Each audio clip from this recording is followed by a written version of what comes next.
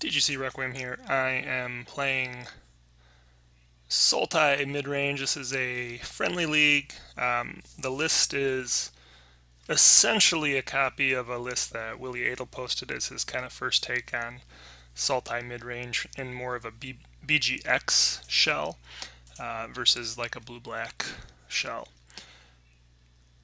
Looks like we are going to be playing Skred.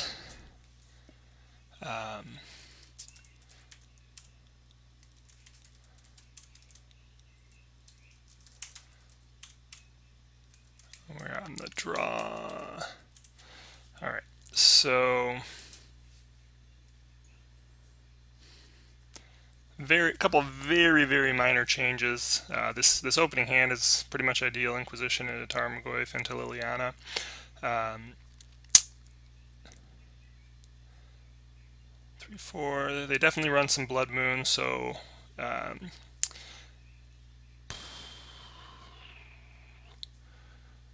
fact, we may even just lead on black-green for our opening fetches here.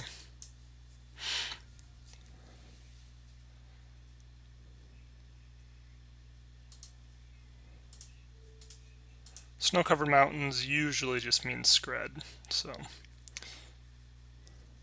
yep, so definitely Skred. Alright, so he has Skred, Bolt, Anger, Koth, Mountain. So Skred does damage equal to the number of snow-covered permanents you control. So basically, we're going to take the Bolt here. That will put our Tarmogoyf out of range. Well, let's think about this.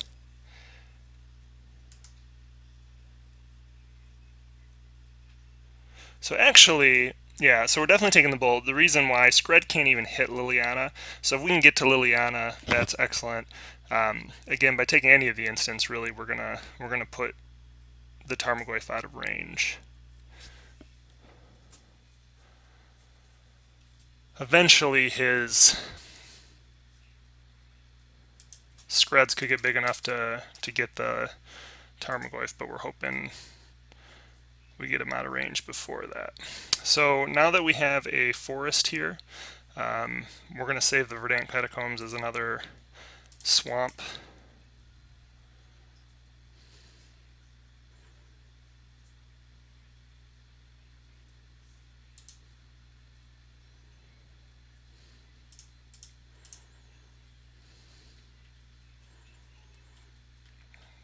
You have to be a little careful. Sometimes these decks run Relic of Progenitus in the main, so it is totally possible that they just empty the graveyard, making the Tarmogoyf small enough for a Skred.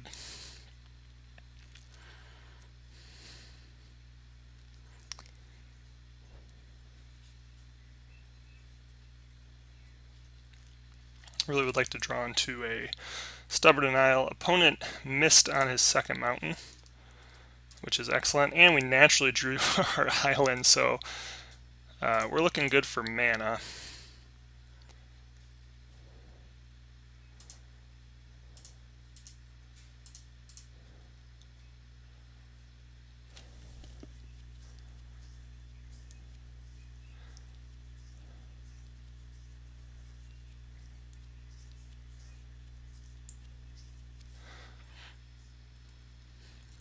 So he's going to spend both of his Skreds right now to try and take care of the Tarmogoyf, because he knows he's going to be running into trouble otherwise.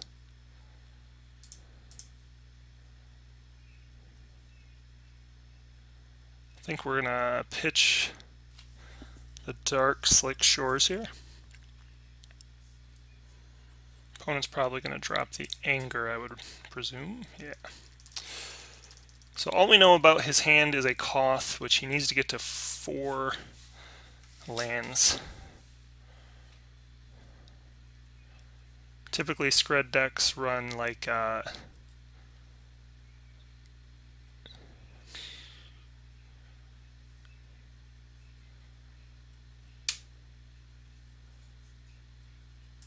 just go Blooming Marsh. Typically, Skred decks run, oh, what is it called?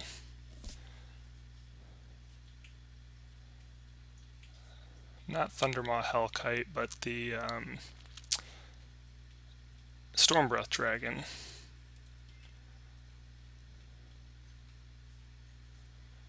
But again, that's a 5 CMC threat. There is like a colorless 3 CMC threat. Eternal Scourge, yeah. So you may cast from exile when it becomes the target of a spell or ability. Control, exile it. So hopefully we get something to target at this turn, allowing us to keep up ticking Lily. Stubborn Denial.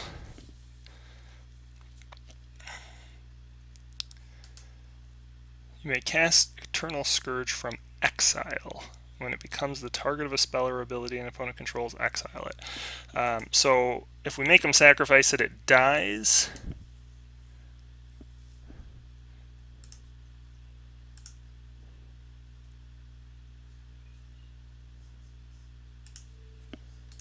And therefore will not go to exile because we're not targeting it. And then we'll go ahead and play an island here. This, if he draws a snow-covered mountain, this gives us the ability to counter a Koth. Perfect. He does not have the extra mana for that.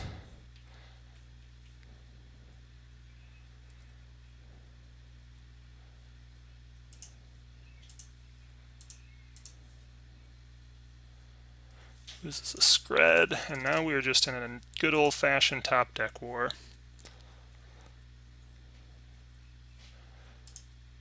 Ooh.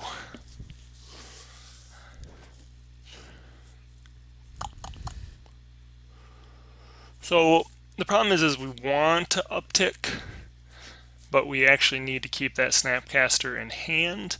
Being able to Stubborn Denial is pretty big, and I actually think it's worth keeping Liliana at 4 for this.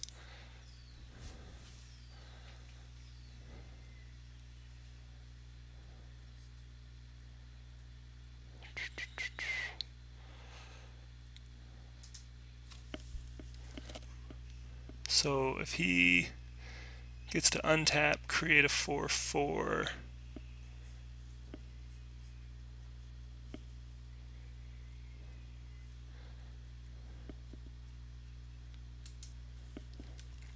unfortunately, we don't have the ability to turn Stubborn Denial on. We're just going to have to actually chump with the Snapcaster here.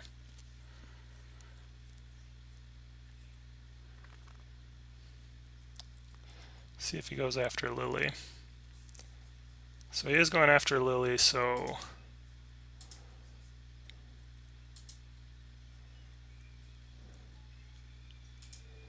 we will get another Stubborn just in case.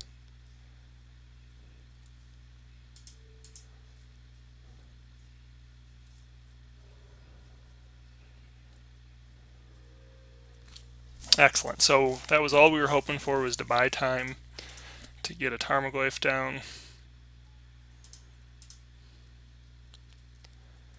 Exactly what we needed there.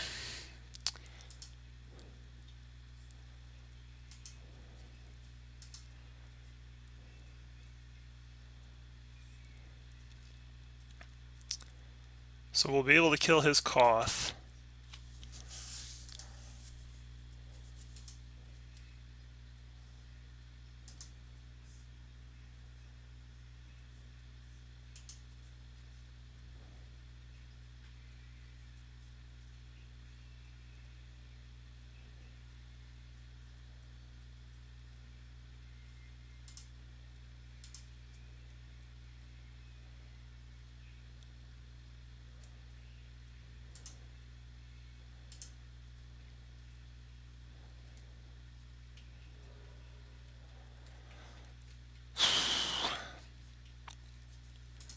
And just really a top deck war from here.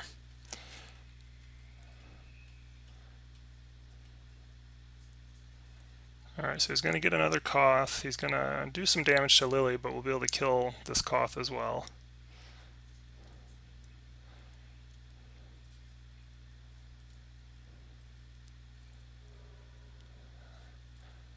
It's important to him to keep his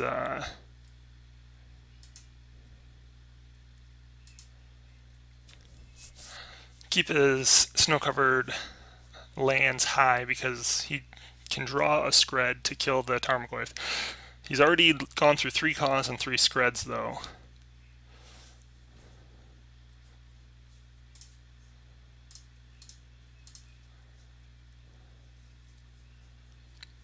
But again, the big dragon could get a Liliana off the top as well. But right now we're winning that race. Draws another Skred. Don't know if there's any 4 CMC creatures that we're worried about killing out of the deck that we might need to hold Verdant Catacombs open for. So I know they play Eternal Scourge, they play the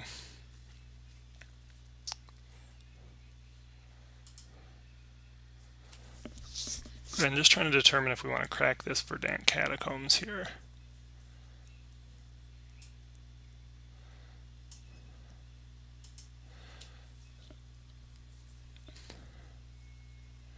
I don't think it really matters. I don't think any creatures...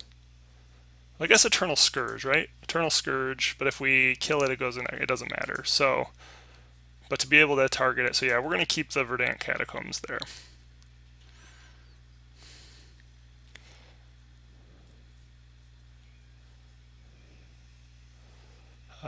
And now we can actually hold Snapcaster into Stubborn Denial. So we're absolutely not going to uptick there.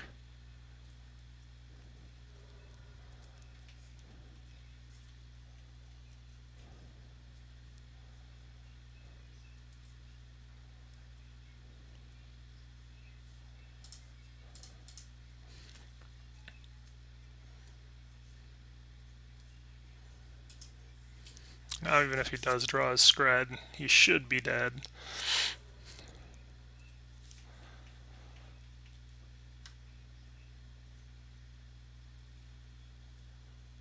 Nothing like a nice...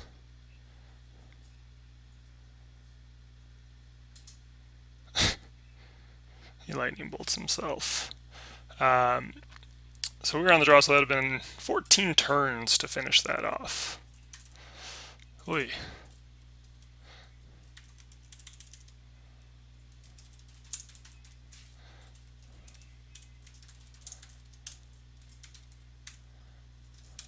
So we'll be on the draw again here.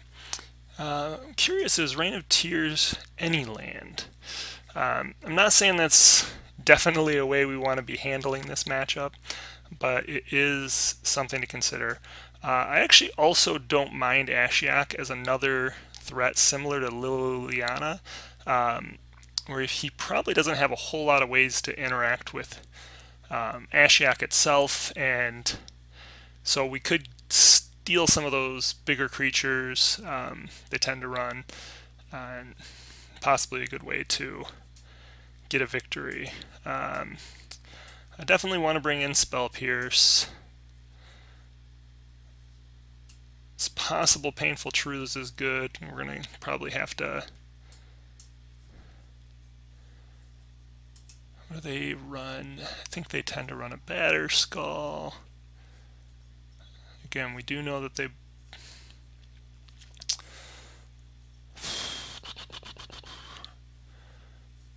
We know Koth, usually Chandra. I think they run... Oh, I got totally blown out once by a big spell. Can't quite remember what it's called. I do wonder about Reign of Tears, though. I almost think that's better than Collective Brutality, possibly, but we don't know that we're necessarily even keeping Collective Brutality in.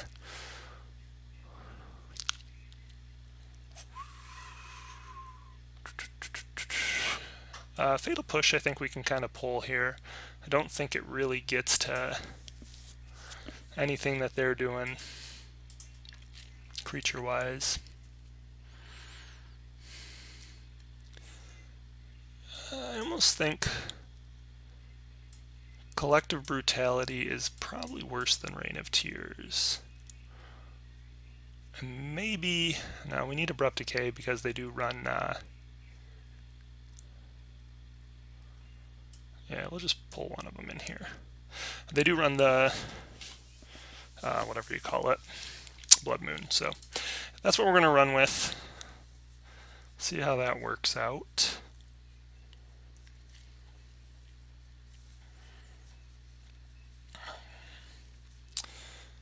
So a little bit of a dangerous hand against Blood Moon here. We can hold up Abrupt Decay, but if we hold up Abrupt Decay, that means we have to lead with Treetop Village.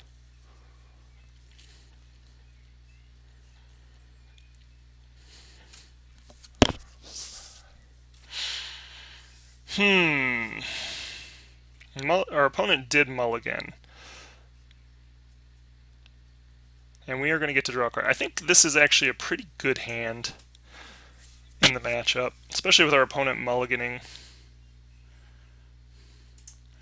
It's going to be a little more of a control-y matchup anyway. We have some good interaction.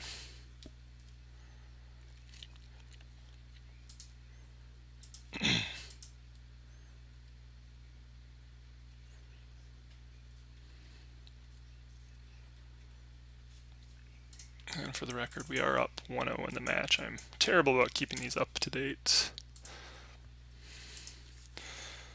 So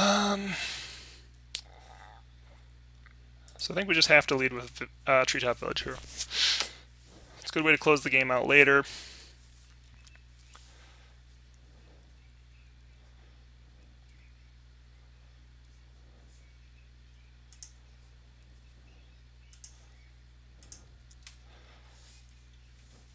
We would like to Inquisition here, but we need to be able to keep up Abrupt Decay.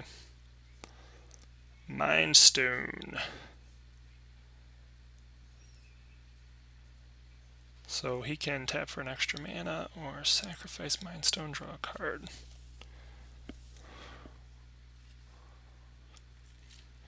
So based on his small hand, I think I'm actually just going to Abrupt Decay this Mind Stone now. And then hope to Inquisition away a path if he happens to have a not a path, but a Blood Moon. So he'll sacrifice it, draws an extra card, makes our Tarmogoyfs a little bit bigger. Excellent.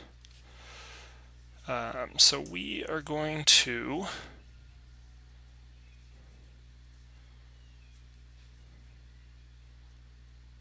go get a swamp.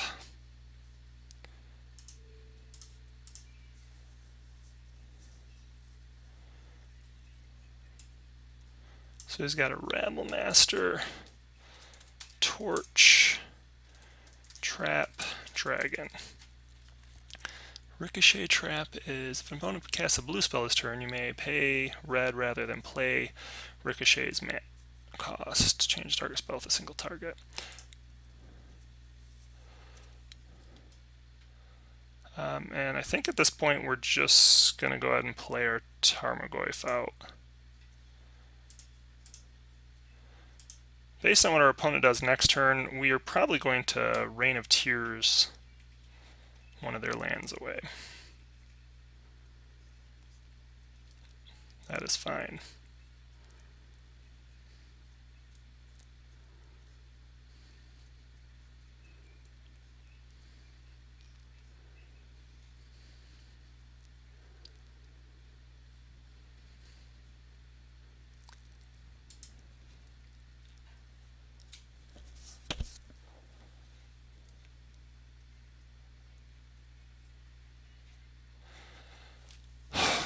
So we could Thought Scour ourselves to make sure this Tarmogoyf does some damage.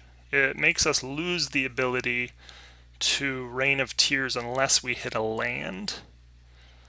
And so I think it's more important just to make sure that we keep them off Chandra this turn. But we needed to make sure he cracked that before we cast the Reign of Tears. So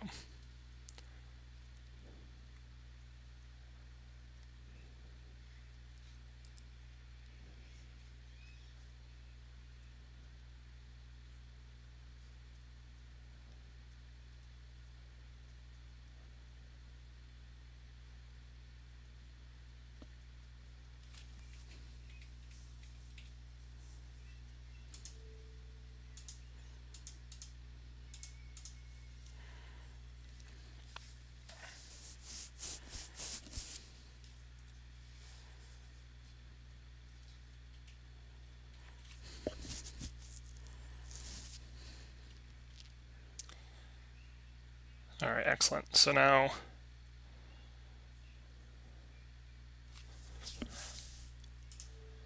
I think we're just actually going to lead off with a Thought Scour here. So we may be able to get 4 card types in, hit a Grim Flayer. Excellent, excellent, excellent. So yeah, we're just going to go ahead and get right into Flayers. That presents 2 threats now that are outsizing his removal. And then we have access to Thought Scour or Stubborn Denial on end step, though we may hold on to the Thought Scour for a little bit. Eternal Scourge.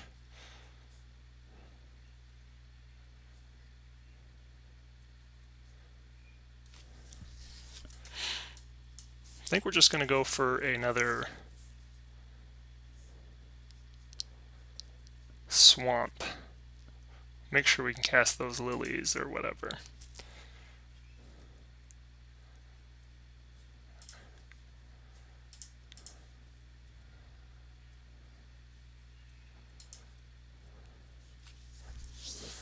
So we could swing in for 3, 4, 11 damage here.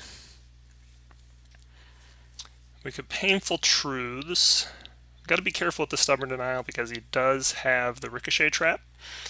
However, if he goes for the Torch, he won't have the mana to cast Ricochet Trap. So part of me wants to keep blue up for that. Maybe worth just Painful Truthsing for 2. But I think let's set our draw with Grim Flayer before we do that.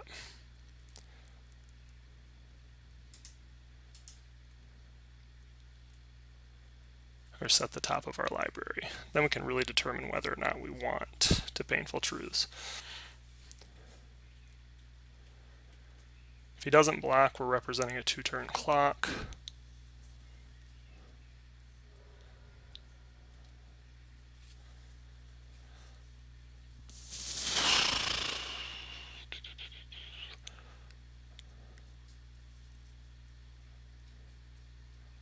We can definitely toss the Catacombs. We could toss 1 Lily. The Lily, though, is pretty great against... Actually, I feel like we could, but we can't cast a Lily this turn.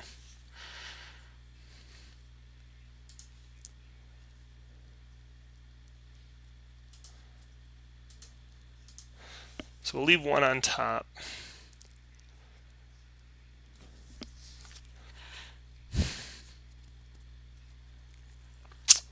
And I don't know that we really want to do anything else here. We could Painful Truths for 2. Honestly, I think that's the best play here. I think we Painful Truths for 2.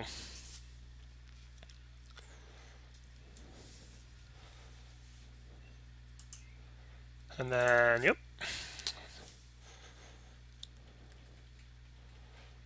If he goes for the Chandra, no mana to Ricochet Trap. That should be game. Yes. All right. So we would have killed him the next turn with that Liliana. Deck looked really well. I feel like we sided well for the matchup. Again, their power lies in their lands. It's possible bringing in all 3 Rain of Tears would be good, but again, hard to guarantee you're ever going to get that access to that second black source if they get an early Blood Moon. So we'll be back with the second match soon.